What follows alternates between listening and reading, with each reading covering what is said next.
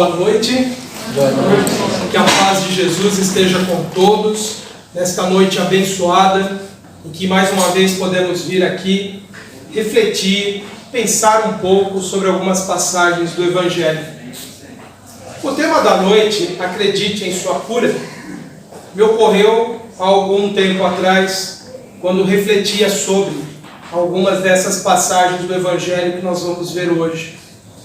Me surgiu também a ideia desse tema quando pensava sobre a desilusão que algumas pessoas têm quando percebem que está difícil a sua cura de alguma doença, alguma moléstia e até dos processos obsessivos e também a cura das nossas emoções, a cura do nosso ser no seu mais profundo estado. Muitas pessoas às vezes pensam que viver é apenas aceitar a dor e o sofrimento. E de fato, provas, expiações, são experiências necessárias ao espírito quando encarnado.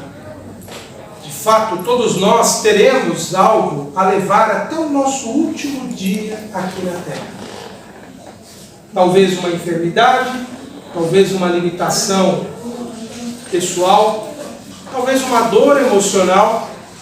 Todos nós teremos algo a levar até o nosso último dia. Mas muitas das nossas enfermidades, sejam elas físicas ou espirituais, emocionais, podem ser curadas. Muitas das nossas dores podemos nos libertar delas. E algo fundamental para entendermos como alcançar essa cura, como alcançar essa transformação em nós, é pensarmos que as pessoas que conseguiram obter cura foram pessoas que não desacreditaram dessa possibilidade. Foram pessoas que perseveraram até obter os resultados que elas pretendiam.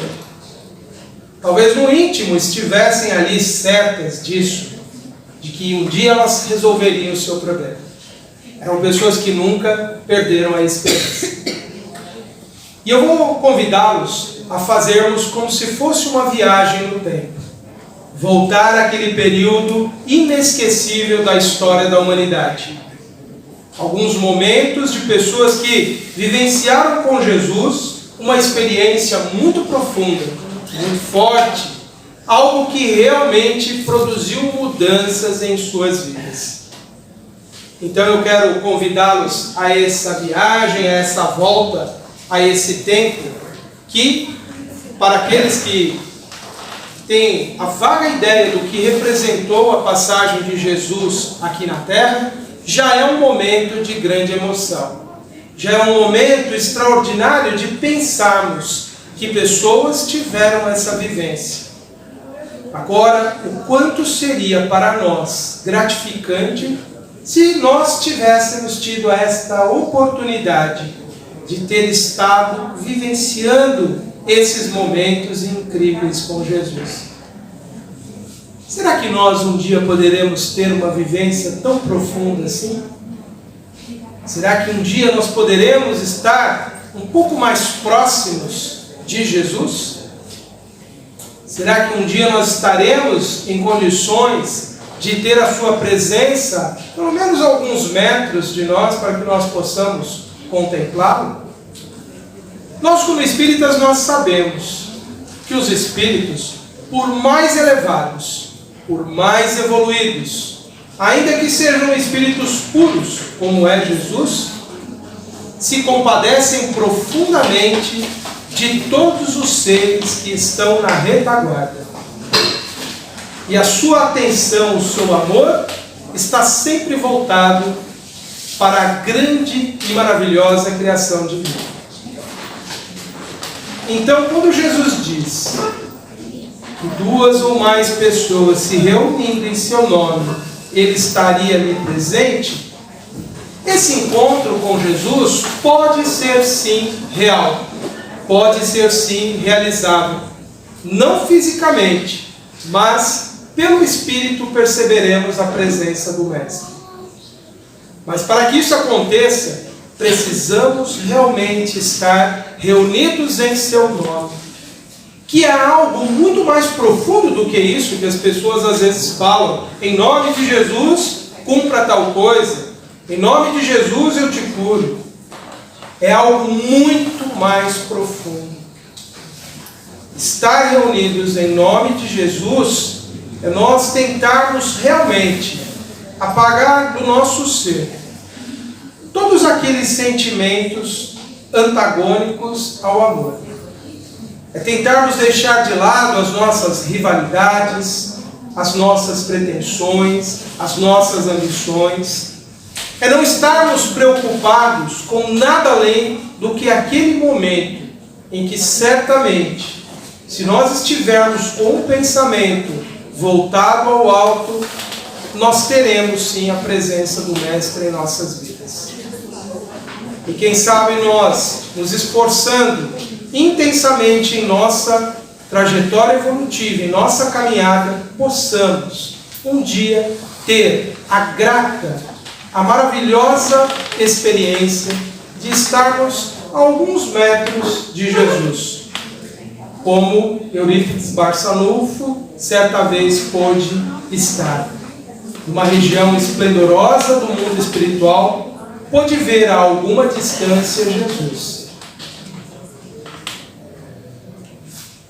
E ele observava Jesus entristecido, Jesus como que chorando. E ele mentalmente questiona por que o Senhor estaria assim. Porque as pessoas ainda não conhecem a sua mensagem? Porque ainda falta no mundo chegar a mensagem do Evangelho a mais e mais pessoas? Porque a humanidade ainda não se cristianizou? E Eurípides ouve como aquela voz sublime lhe dizendo: eu lamento aqueles que, conhecendo a minha mensagem, não a cumprem. Sabendo do que eu ensinei, não seguem as minhas lições. Então, para todos nós que buscamos em Jesus a figura do grande mestre, daquele que é o Salvador, no sentido de renovar a nossa vida, precisamos, para estar junto dele, estarmos realmente vivenciando as suas lições inesquecíveis. Por isso que os Espíritos, desde o início, no século XIX, quando começaram a revelar a vida espiritual, deixaram muito claro que o guia e modelo a ser seguido pela humanidade é Jesus.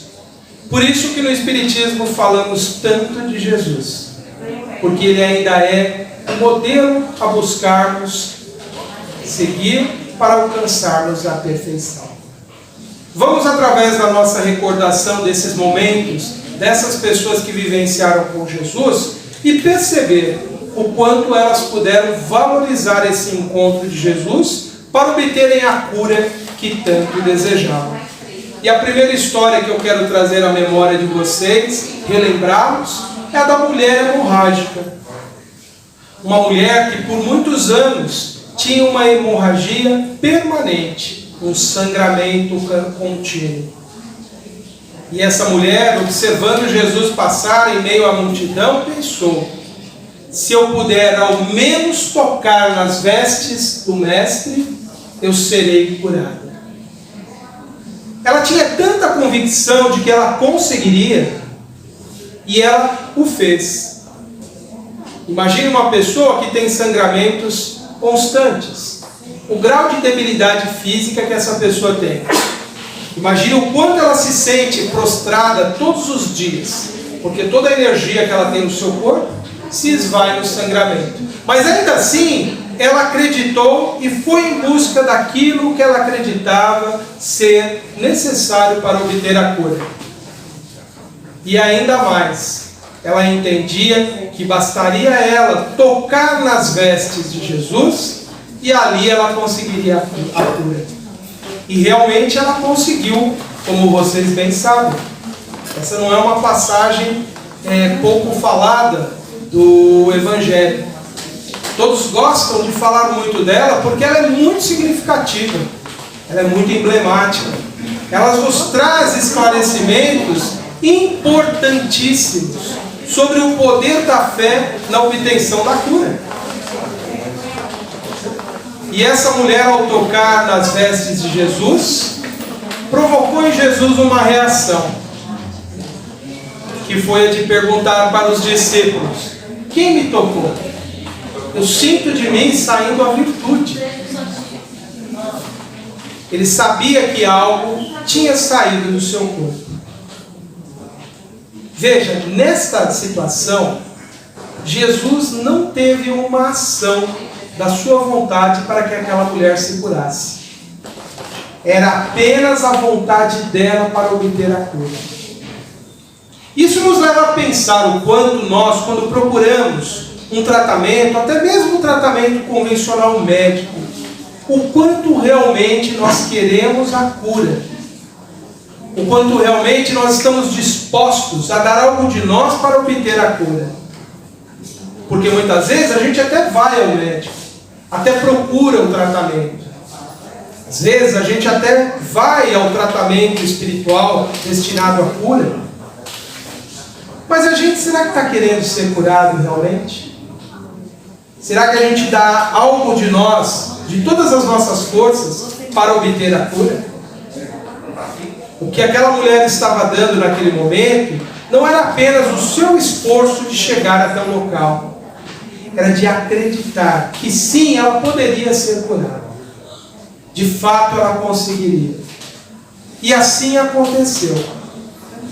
Jesus, se voltando a ela, diz: a tua fé te salvou, filho.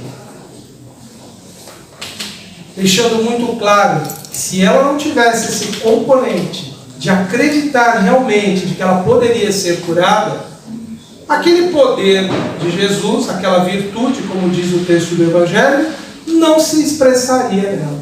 Não aconteceria.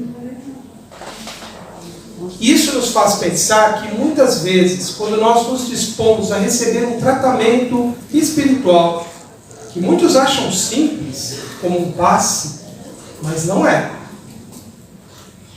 É a mobilização de forças incríveis do mundo espiritual.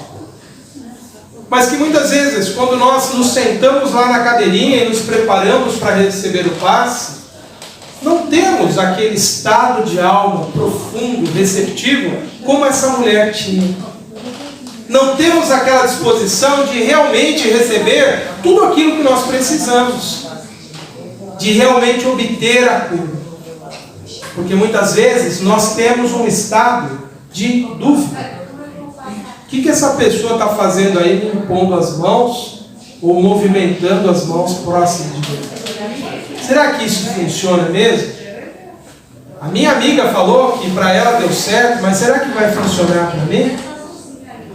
Sabe, meus irmãos, quando nós temos esse sentimento diante ali do passe, a gente está emitindo forças a partir de nós. Só que não são forças como dessa mulher. Não é uma força atrativa que me atrai aqueles fluidos revitalizantes que vertem, abundantes do plano espiritual e que se combinam com os elementos fluídicos do próprio médium.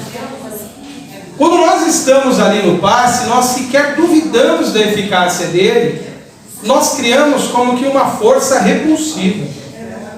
Que ao invés de ser como a força dessa mulher que atrai aquilo que vitaliza, aquilo que cura, aquilo que regenera, acaba afastando essas forças. E só a muito custo a espiritualidade consegue, às vezes, nos auxiliar quando nós não temos a fé necessária nesse momento.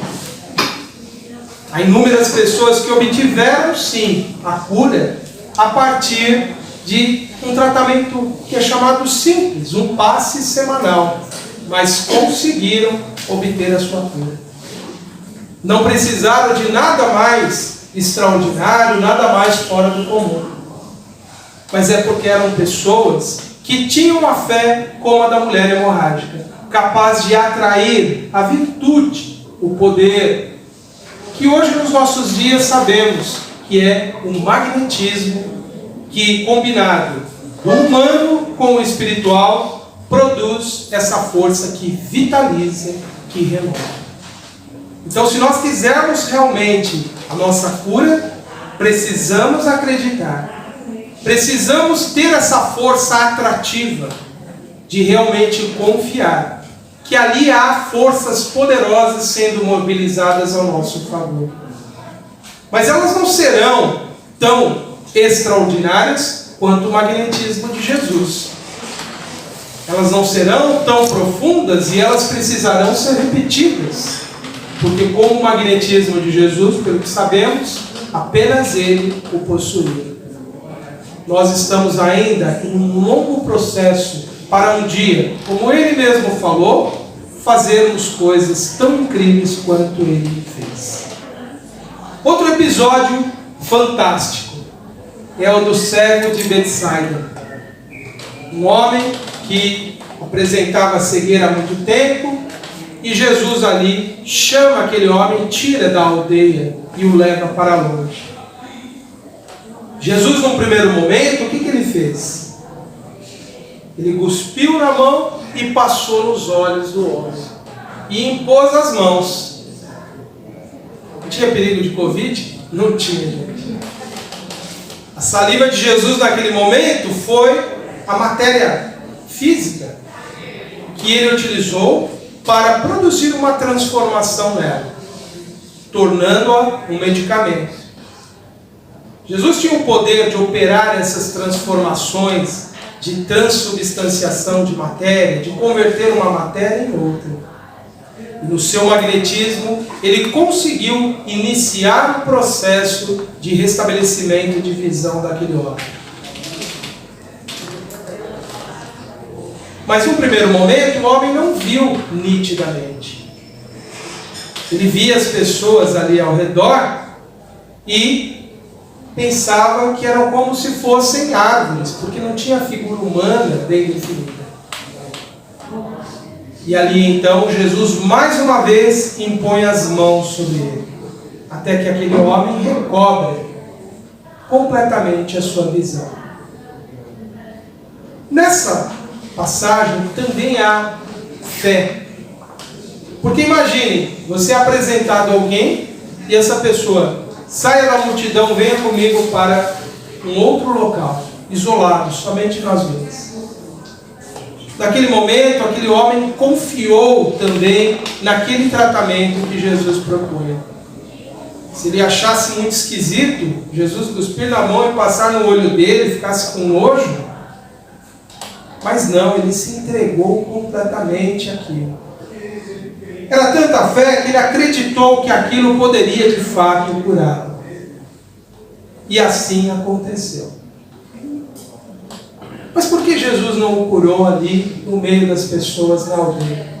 Por que afastar-se? Por que ele para um lugar só os dois? Porque muitas vezes as dúvidas dos outros atrapalham o processo de cura. A curiosidade, o questionamento, a dúvida. Por isso que quando nós viemos para a casa espírita, não é momento de nós estarmos elucubrando, imaginando, isso aí eu acho que isso é fraude, isso é crendice, isso é coisa esquisita desse povo que acredita em tudo. Se você veio obter cura, venha com o espírito de quem quer receber a cura. Não guarde dúvidas no seu coração. Não fique imaginando, para mim não vai dar certo, para o outro também não, eu não estou merecendo. Venha de espírito aberto para receber. Venha de mãos estendidas para receber. No sentido figurado dessas mãos estendidas. Porque se nós criamos indisposição em nós, se nós começamos a duvidar, nós atrapalhamos toda a dinâmica espiritual que existe na casa. Os espíritos começam a perceber as nossas emissões mentais de dúvida, de desconfiança, e elas se tornam elementos perturbadores no ambiente. Mas, Antenor, e o espírito crítico que o Espiritismo nos recomenda ter? Temos que ter, gente, temos mesmo. Mas é no momento que nós estamos estudando, é no momento que nós estamos analisando os casos, é no momento que a gente está lendo, fazendo pesquisa, conhecendo experiências que ocorrem em vários lugares. Será que esse médium é charlatão ou não é? Nesses momentos o nosso espírito crítico tem que existir. Mas no momento de receber o benefício de um tratamento espiritual, não há espaço para dúvida. Apenas receba. Apenas esteja aberto para ser curado.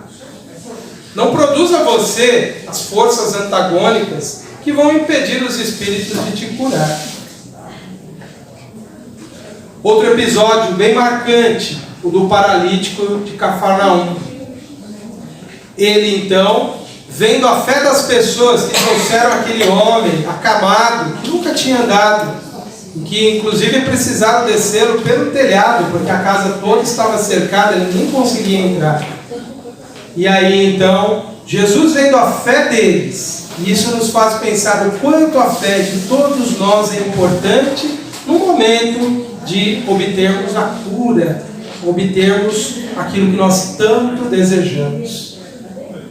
E às vezes somos nós que temos a fé para levar o nosso filho a um tratamento, para levar o nosso marido ou a nossa esposa, o nosso pai ou a nossa mãe, levar um irmão ou um amigo. Somos nós que temos que acreditar na cura deles e temos que fazer algo por eles. Porque às vezes eles estão tão feridos pelas suas dores, pelos seus sofrimentos, que eles não estão abertos à cura. Mas a nossa vibração pode sim ajudá-los. E eles podem, observando a nossa fé, a nossa certeza, ficarem contagiados também. E também abrirem o seu campo vibratório para receberem o tanto que a espiritualidade pode oferecer. Ao término, então, Jesus diz para ele: filho, tem bom ânimo, perdoados te são os teus pecados. Aquele homem, ele não recebeu um perdão simplesmente. O sofrimento, a dor, a dificuldade que ele já vivenciava da paralisia, já tinha produzido mudanças nele. Já tinham feito ele se renovar de alguma forma. Por isso que Jesus diz: perdoado te são os teus pecados, ou seja, os teus erros. Porque nós temos aprendido isso, e é muito claro o ensinamento dos Espíritos, de que aquilo que nós temos feito, aquilo que nós temos produzido de erro em nossas vidas, reflete em nossa saúde. As nossas emoções desequilibradas, a nossa agressividade deseducada, os nossos pensamentos maliciosos, maldosos, os nossos pensamentos conspiradores, os nossos pensamentos de toda ordem inferior, têm sido elementos de adoecimento, porque eles produzem em nós uma sintonia nociva com vibrações deletérias que existem no mundo espiritual. Por isso que tantas pessoas se tornam tantas vezes alvos de espíritos que nem são espíritos vingativos, são apenas espíritos doentes, perdidos, que se associam mentalmente às nossas mentes doentes aqui e que acabam nos trazendo um peso, um ônus em nossa vida e que provoca adoecimento. Muitas vezes são essas nossas emoções perturbadoras que desestabilizam os nossos centros vitais do nosso corpo perispiritual, do nosso perispírito. E esse corpo energético irradia para os nossos órgãos, as nossas glândulas endócrinas, o nosso sistema nervoso central e periférico, irradia desarmonia, perturbação. Porque a nossa mente não está em harmonia com as leis divinas. Porque estamos profundamente conturbados pelo medo, pela ganância, pela raiva, pela inveja, pelo ódio, pelo desejo de vingança. Porque tudo isso que nos desestabiliza e que produz doença e enfermidade. E depois, quando nós começamos a aprender algo com a dor e o sofrimento, se produzirmos uma mudança em nós, por isso que antes de pedir a cura devemos pensar: eu já me curei espiritualmente? Porque eu só estarei preparado para ter um corpo sadio se espiritualmente eu estiver curado. Porque doença é assim, cura hoje uma, amanhã aparece outra. E outra, e outra, e outra. Porque o foco que gera doença, embora a ciência possa identificar nos micro-organismos, nas substâncias tóxicas, no mau funcionamento da nossa fisiologia e das nossas células. Embora possamos identificar, essas não são as causas originárias, elas são as causas secundárias. As causas primárias partem sempre da mente, do espírito.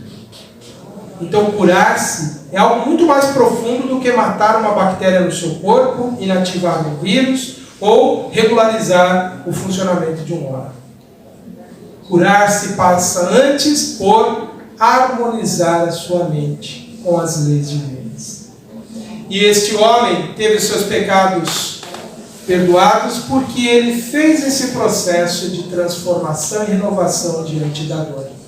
E outra cura extraordinária de Jesus é a dos 10 leprosos. Como vocês sabem, hoje a lepra é chamada de hanseníase. Porque esse termo, leprosos, ficou carregado com um grande estigma de muito sofrimento.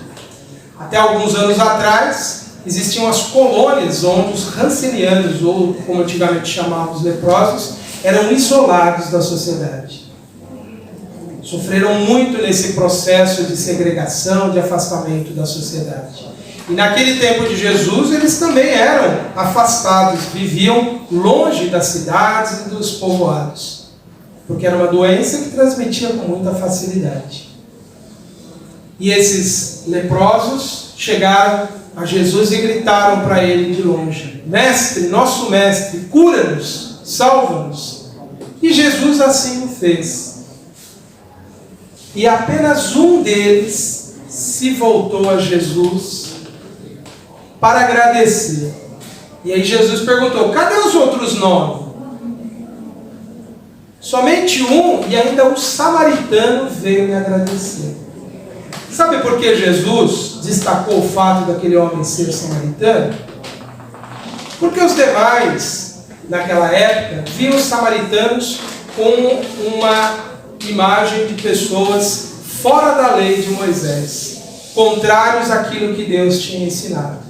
Enquanto eles, samaritanos, pensavam que eram eles que realmente estavam de acordo com a vontade de Deus, ou de Yahvé, como eles chamam Deus.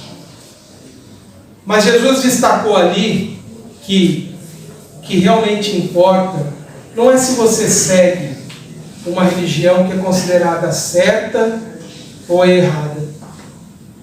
O que importa realmente é o que você sente no seu coração. E aquele homem, ele estava apto à cura. Tanto é que ele foi o único para o qual Jesus disse: a vossa fé vos salvou.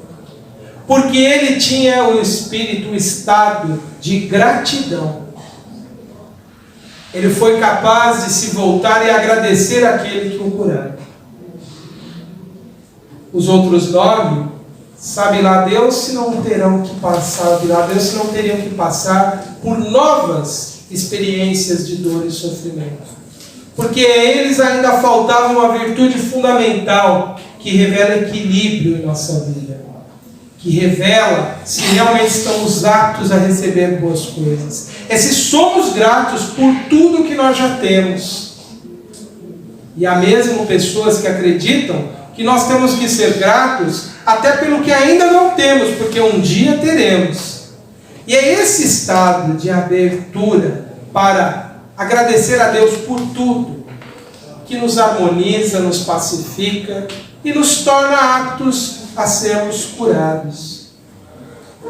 Muitas vezes nós ficamos muito amargurados, aborrecidos, chateados, quando a vida se torna ali uma mescla um pouco mais exigente por dificuldades que não se solucionam.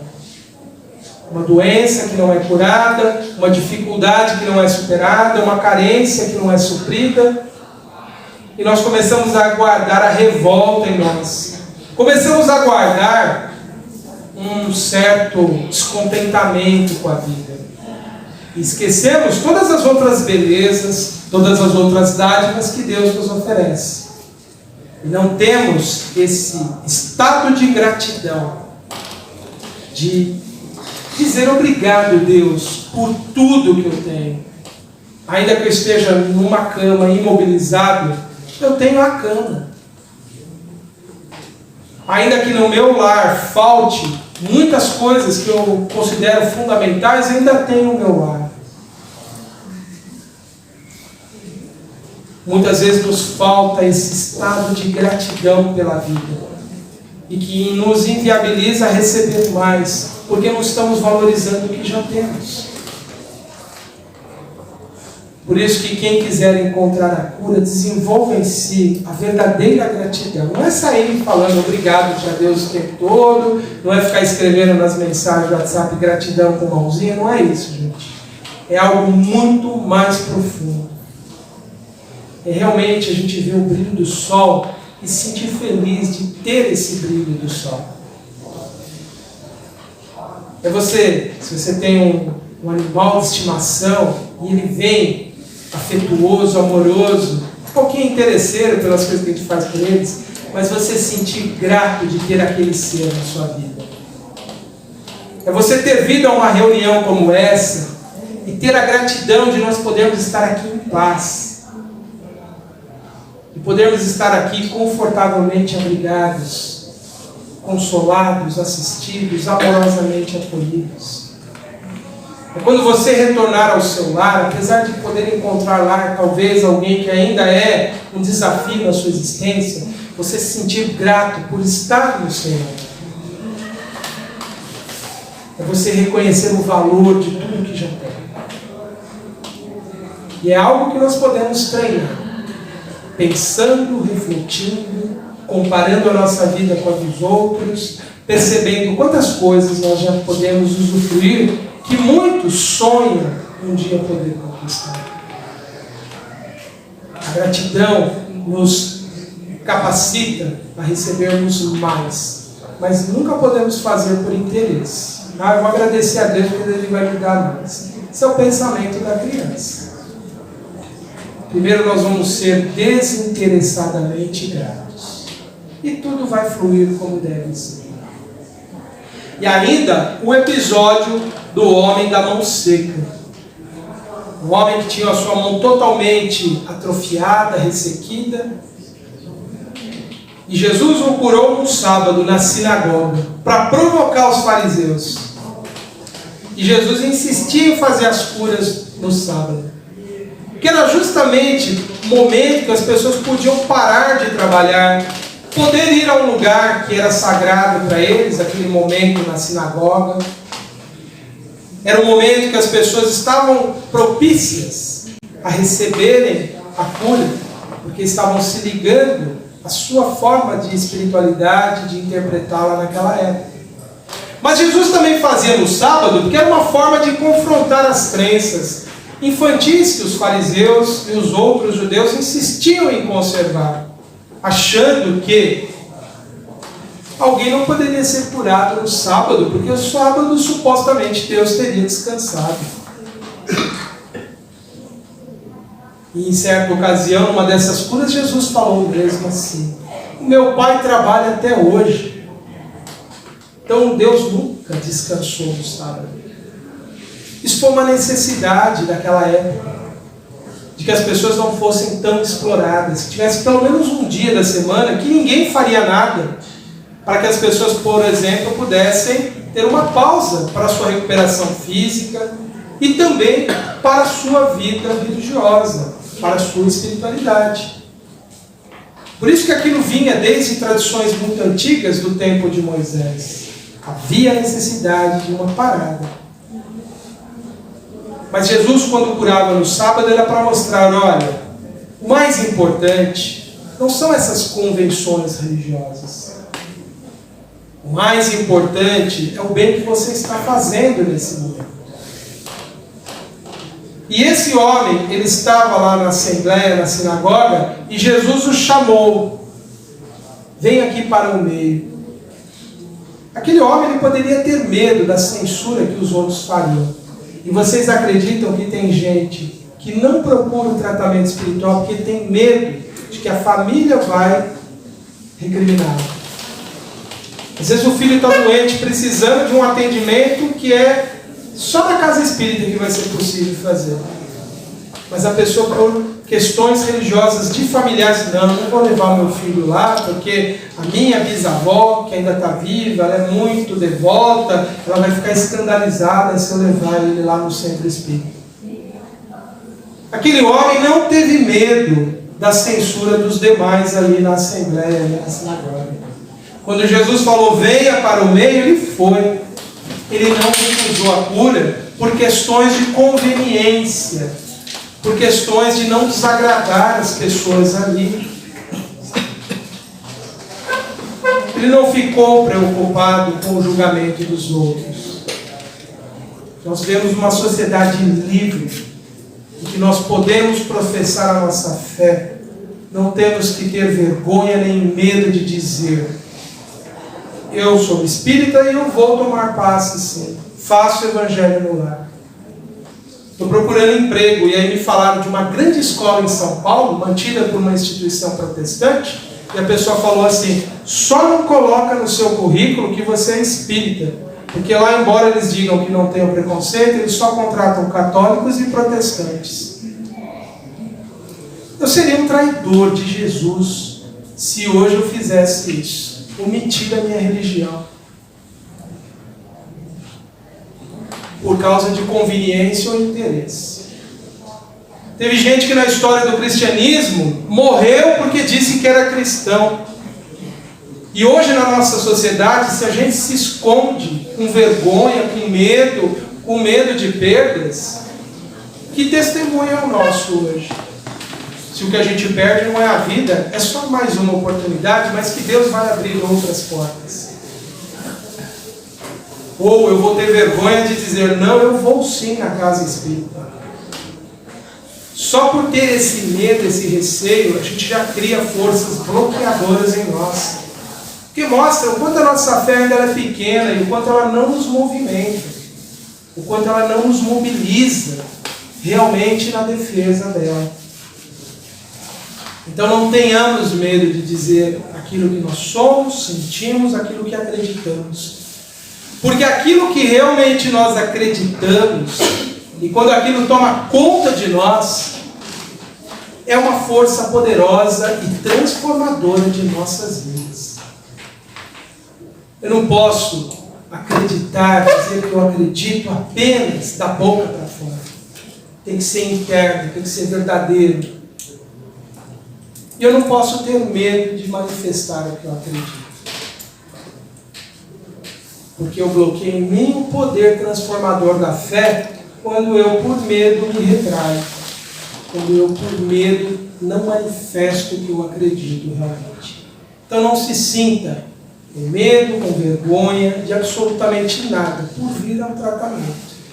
Venha confiante e acreditando, e você poderá alcançar a sua cura. E o episódio da mulher curvada. O caso dela é muito interessante. É uma mulher que estava há 18 anos, totalmente curvada. E era um caso de possessão espiritual. Um espírito vingativo, que se apoderara do seu corpo e a encurvara e a adoeceu. E existem muitos casos de simbioses espirituais, de espíritos obsessores, que fazem a pessoa adoecer. E essa mulher também estava numa reunião na sinagoga e também foi chamada por Jesus. E ela também não teve medo da opinião das pessoas. Ela foi aonde estava Jesus e se permitiu ser curada.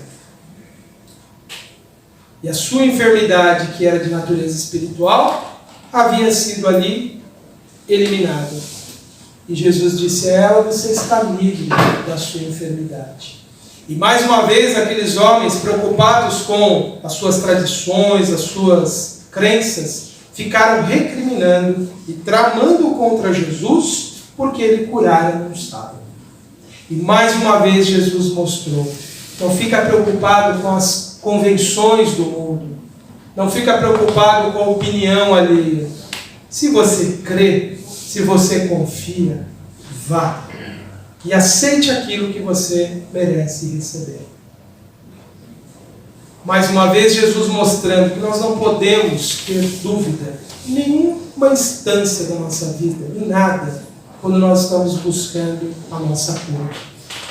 Se nós abrigarmos a dúvida, o medo, são forças destrutivas em nós, bloqueadoras de tudo aquilo que nós desejamos receber. E o paralítico da piscina é uma história também belíssima, que está lá no Evangelho de João. Nessa história, ela é bem curiosa, porque as pessoas acreditavam que nessa piscina, nesse tanque onde as pessoas se banhavam, pegavam água, quem chegasse primeiro, quando tivesse o movimento da água, seria curado. Porque as pessoas achavam que o que produzia o movimento da água era a aproximação de um anjo, que ao bater as asas, movimentava a água, e quem chegasse primeiro, ele seria curado. E o paralítico nunca conseguia chegar lá, porque sempre alguém chegava antes dele. E Jesus perguntou: você quer ser curado? Quero, mestre, mas eu nunca consigo chegar lá. Olha só que coisa interessante. Quando Jesus pergunta se ele queria ser curado, ele está pensando: eu queria ser curado pela piscina. Não, mas a cura não está lá. A cura está aqui, sou eu, Jesus. Eu é que vou te curar. Jesus não falou assim para ele, né? Mas poderia ter falado. Quantas vezes a gente está buscando nas ilusões a cura? O movimento da água. Ali a piscina se movia por causa do próprio afloramento da água ali, do lençol freático, que às vezes tinha mais pressão e subia e movimentava a água. A cura não vem muitas vezes dessas coisas fantasiosas que nos apresentam. Às vezes a cura é muito simples. Ela vem desse poder magnético, espiritual, profundo, como era ali com Jesus. Tem gente que, se não tiver uma coisa espalhafatosa envolvendo a cura, não acredita. Se não tiver aquela gesticulação fantástica que alguns meios fazem, fala: esse povo aí do centro é fraquinho, fica só lá com a mão assim, isso aí não funciona não. Tem que ir lá no lugar, porque lá eles fazem isso, fazem aquilo. E às vezes a gente não percebe. A cura está mais perto do que a gente imagina. Aquele homem estava vendo a piscina, pensando que era disso que Jesus estava falando. Mas não era ele, Jesus. Você quer a cura? E aquele homem já estava pronto para ser curado. Já tinha sofrido bastante, já tinha espiado bastante o seu passado.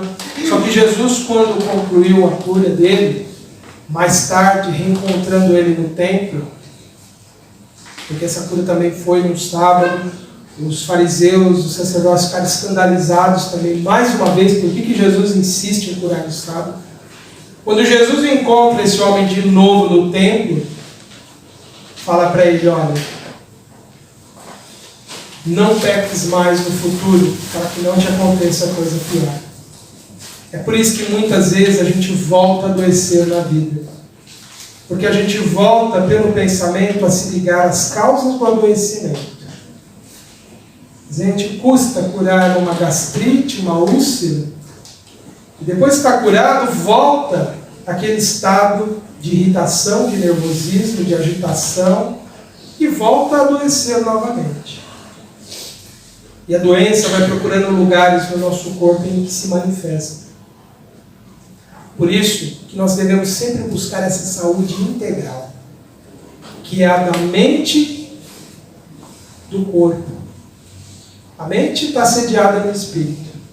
É buscarmos essa harmonia das nossas emoções, dos nossos sentimentos, dos pensamentos, sempre vibrando numa frequência que nos aproxima dos ideais do amor, da caridade, do bem, da paz, do perdão.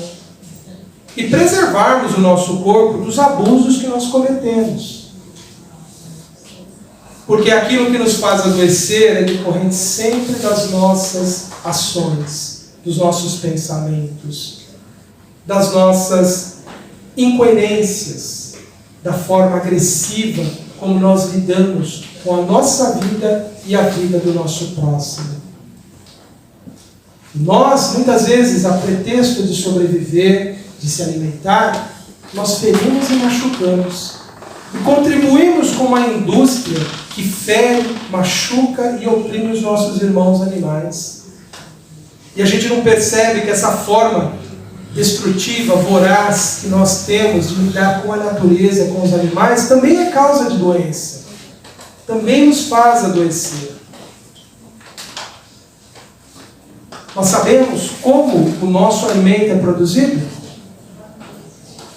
Se nós formos pesquisar, nós vamos ficar horrorizados que milhares de seres sofrem muito para que nós tenhamos o alimento ali diariamente. Será que não está na hora de nós repensarmos hábitos alimentares? Procurarmos fontes alimentares verdadeiramente saudáveis, que não causem sofrimento nem ao animal, nem a quem trabalha com aquele animal, nem aqueles que trabalham na cadeia produtiva? Será que tantas doenças que nós temos hoje não é fruto da violência como nós lidamos com a natureza? Precisamos urgentemente repensar isso. Porque há enfermidades que são decorrentes dos nossos pecados, não de outras vidas, mas dessa vida mesmo. Da indiferença, a dor de seres que nós imaginamos estarem no mundo para nos servir, mas que são apenas seres que são os nossos irmãos menores em evolução. Por isso que precisamos repensar isso. Queremos saúde de verdade? Precisamos pensar que a nossa saúde não começa apenas na ausência de doença. Ela começa antes, na forma como existimos, na forma como nós lidamos com esse mundo maravilhoso, que tem que ser harmonioso não apenas para nós humanos, mas para todos os seres que aqui habitam. Permita a Deus que a gente consiga, nesta vida ainda, alcançar esse equilíbrio. E hoje, Antenor, como que nós ficamos sabendo que nós temos provas, expiações, que nós temos doenças que são decorrentes das nossas faltas do passado e que temos que passar por elas? Como que fica?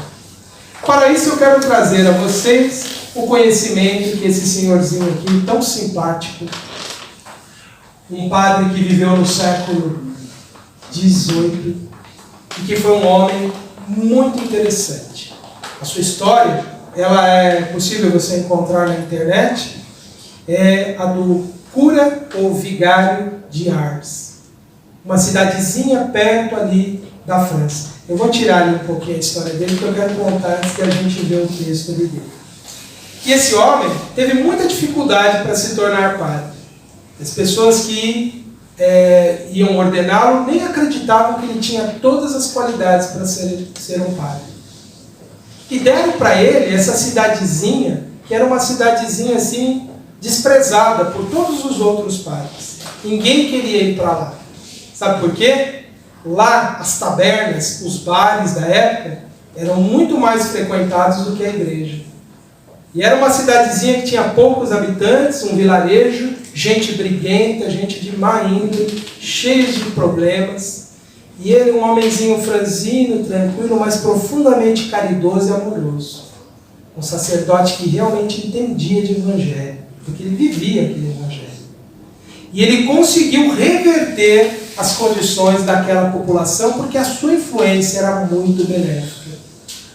E ele tinha um poder magnético muito grande, porque ele produzia curas também. Mas o mais bonito da história dele, enquanto encarnado, o nome dele era João Maria Batista Vianney. É que ele curava também as pessoas no espírito. Os seus exemplos eram contagiantes. Eram exemplos positivos de fé. E ele mudava ali a conduta das pessoas por ser um exemplo positivo naquela comunidade. Ele, como espírito, alguns anos mais tarde, vai dar uma comunicação belíssima que se encontra lá no Evangelho segundo o Espiritismo. Está no capítulo 8, item 20. Bem-aventurados os puros de coração. E lá evocaram esse espírito, cura d'Ars, padre da cidadezinha de Ars, o Vianney, para que ele curasse uma jovem cega que estava ali na reunião mediúnica.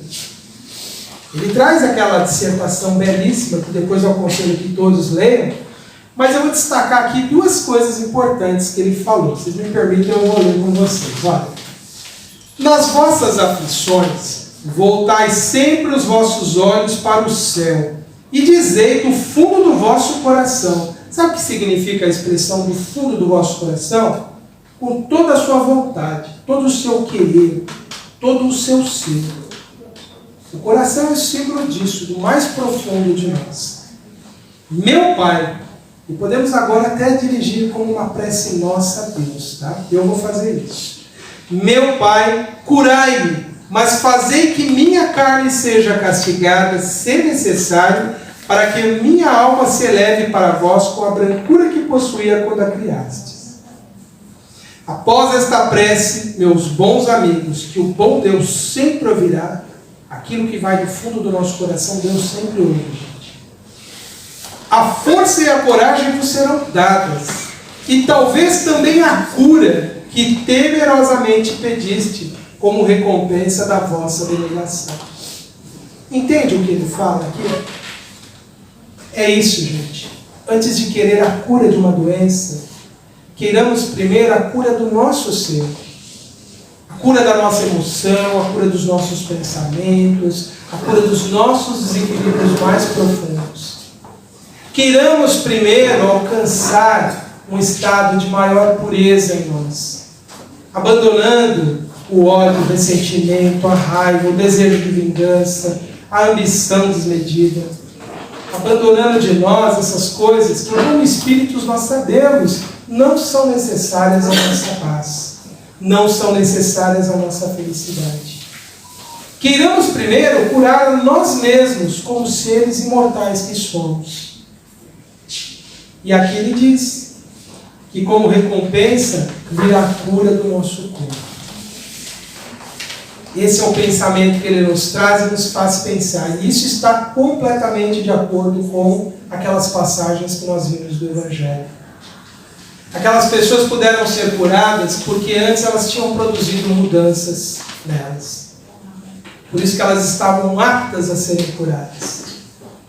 Mas Jesus dava advertência. Vai, não peques mais. Não atraia novamente a enfermidade para você. E assim ficava a recomendação.